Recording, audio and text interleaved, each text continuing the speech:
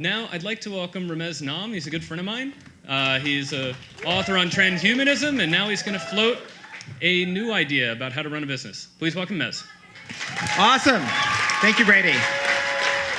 I'm here to start a dialogue with you guys on a new book idea. The book is called Bottoms Up. It's about using the wisdom of crowds inside your business to make it smarter.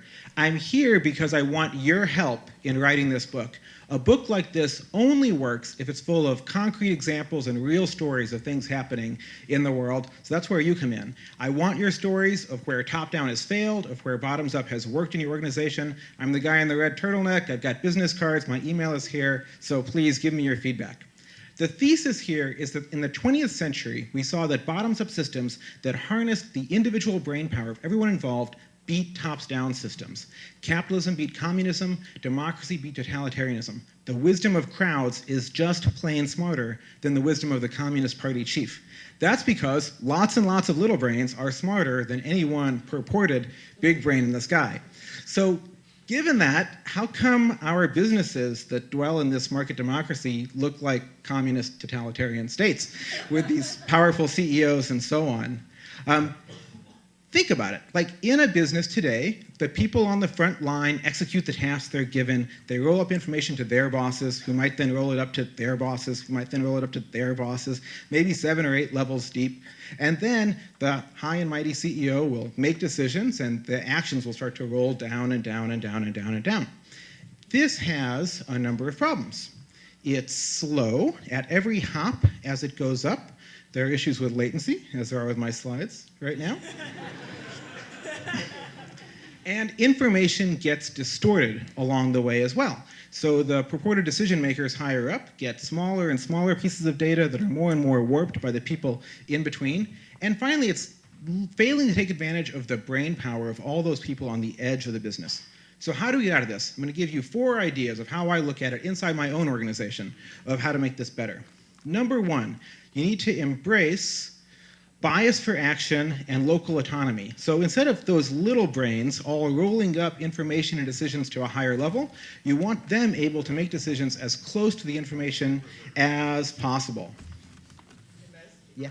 So, it's Microsoft. Oh, so unfair. Do you want me to restart it, or do you just want to keep going? If you can restart it, can you skip forward a few slides after you start it?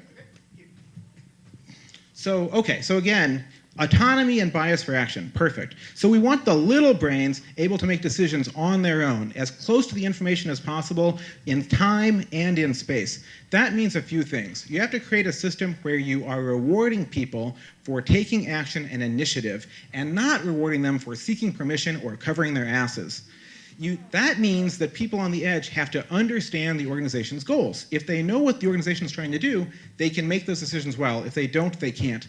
And you need autonomy in the org. Single decision makers, not committees, more people who can say yes, who can actually get something done, than people who can say no. I'm sure you've seen the opposite. Second principle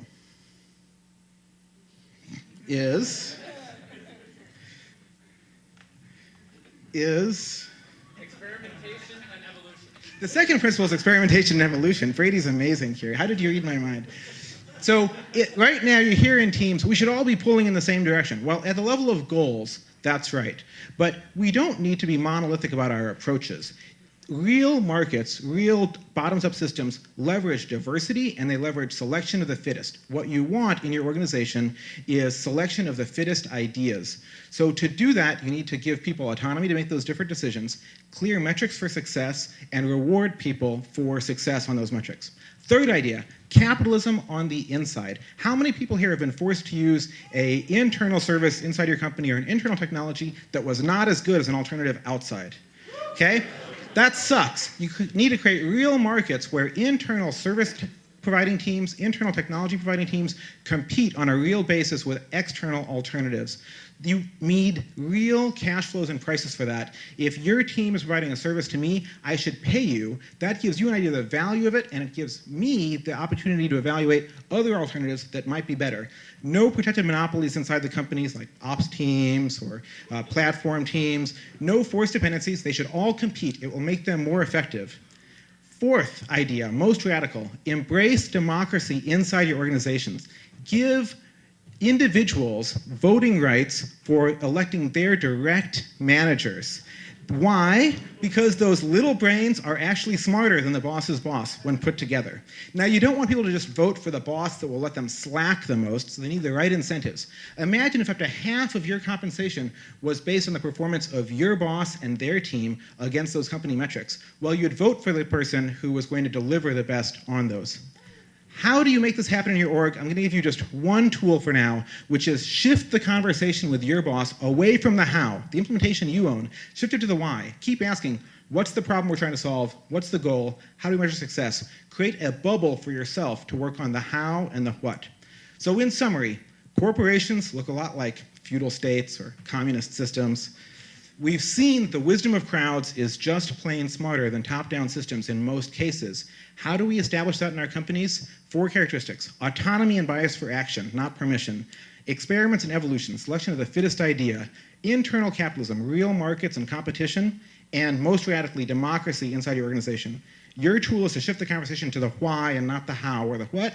And I'm here for your help. I've got cards. I want your stories of where things have failed and where things have succeeded, and your feedback on this idea. Thank you very much. Good job, man.